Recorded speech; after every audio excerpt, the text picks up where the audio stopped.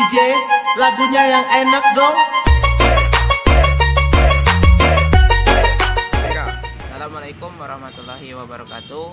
Perkenalkan, nama saya Jamal Asari, NIM 2011 90327, Prodi Pendidikan Agama Islam, jurusan Tarbiyah dan Keguruan. Baiklah, video kali ini saya akan menjelaskan video pembelajaran tentang apa itu hukum nun mati dan tanwin. Baiklah, di sini saya akan menjelaskan mengenal hukum nun mati dan tanwin yang bertemu dengan huruf hijaiyah. Umat Islam punya pedoman dalam beragama, yaitu Al-Quran dan hadis. Untuk membaca Al-Quran, yang terpenting adalah dapat membacanya dengan benar dan memahami maknanya. Ilmu tentang cara mempelajari atau mengucapkan huruf-huruf yang terdapat dalam kitab suci Al-Quran maupun bukan disebut juga dengan hukum tajwid.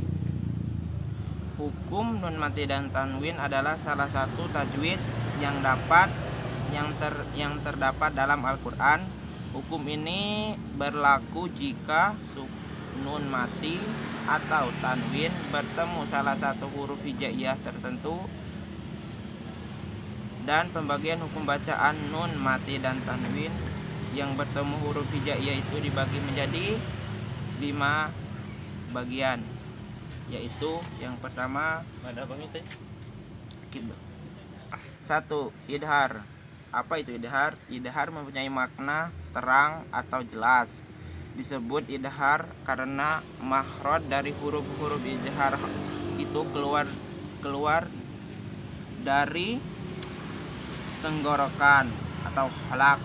Hukum bacaan ini berlaku jika ada nun mati dan tanwin yang bertemu dengan salah satu huruf idhar, yaitu 1 alif, 2 ain, 3 gin, 4 kha, 5 ha, 6 ha. Cara membaca idhar holki adalah jelas tanpa berdengung. Misalnya bacaan contoh kafuwan ahada, maka huruf wawu dengan harkat fathah tanwin tidak boleh dibaca dengung. Yang kedua, idgham biguna adalah salah satu hukum dalam ilmu tajwid yang berpadu atau bercampuran antara dua buah huruf atau memasuknya satu huruf ke dalam huruf yang lain. Jika ada nun sukun atau tanwin yang bertemu dengan huruf idgham, maka cara bacaannya yaitu berdengung. Yang kedua, idgham biguna adalah salah satu hukum dalam ilmu tajwid yang berpadu atau bercampuran antara dua buah huruf atau memasuknya satu huruf ke dalam huruf yang lain. Jika ada nun sukun atau tanwin yang bertemu dengan huruf idgham, maka cara bacaannya yaitu berdengung. Idgham dibagi menjadi 2, yaitu idgham biguna dan idgham bilaguna. Huruf idgham biguna itu yaitu ya, nun, mim, wawu. Contohnya la habi watab, maka harus dibaca berdengung dengan huruf sebelumnya.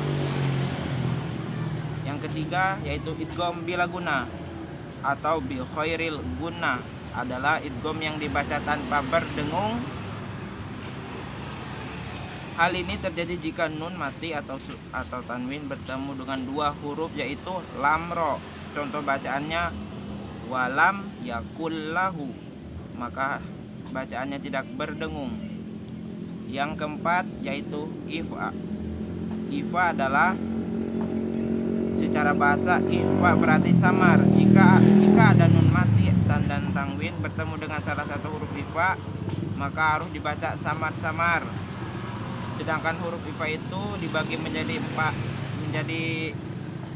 15, yaitu 1 ta, sa, dal, dal, jai, shin, sin, ko, bo, ko, do, fa, kop, kap.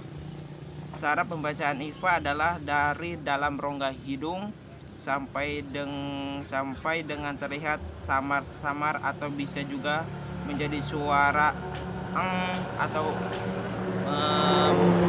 seperti itu, menghirup suara dari hidung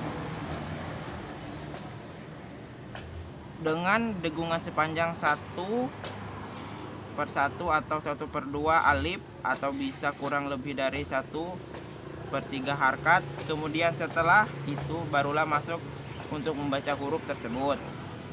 Contoh bacaan ifa adalah min dunihima,